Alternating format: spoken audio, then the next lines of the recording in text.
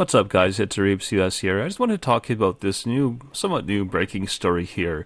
And the story is that they say FBI Director Kash Patel's personal email inbox was hacked, or the personal account. So a few thoughts about that. Well, first of all, I don't know his email address, I haven't looked it up, but I'm assuming it's a typical email provider, or maybe it's a Hotmail or Gmail.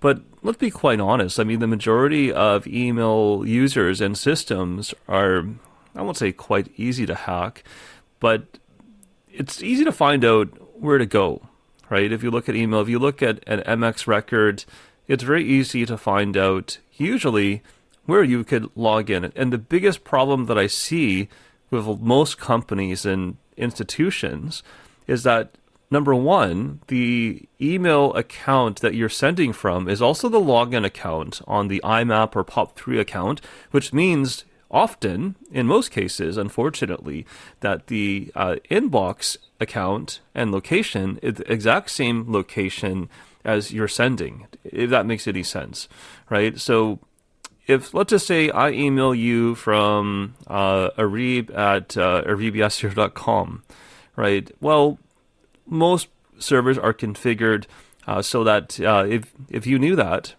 you would be able to just log in and get everything.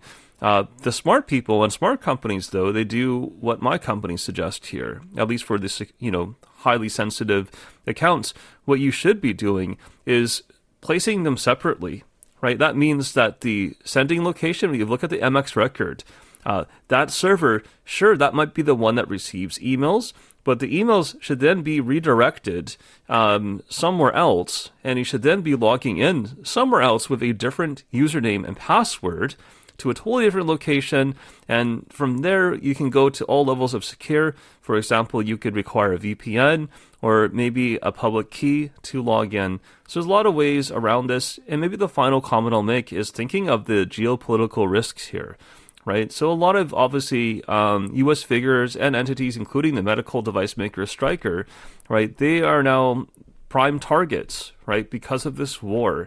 There are different entities and groups, we don't know exactly who they are, but they are after the United States and a lot of their public figures and related companies. So yeah, if you're an American company, you have to think carefully. And not even if you're an American company, you now have to think very carefully after what happened with the bombing of AWS data centers.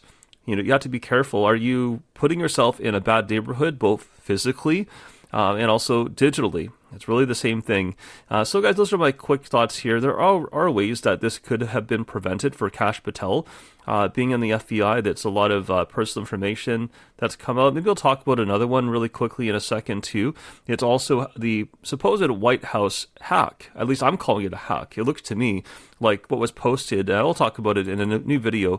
But it looks like the White House might have been hacked, or maybe a staffer inside, because it looks like someone's taken video from a staffer's phone and published it to the White House account, and was shortly deleted after.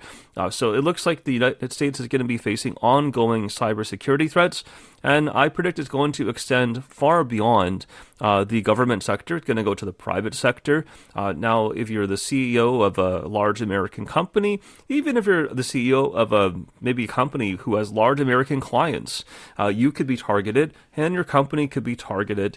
And so you have to think, again, geopolitically, you want to go with more neutral countries, or maybe countries which are not, under attack right now from both sides. Anyway, guys, those are just my quick thoughts. I'll talk to you guys later.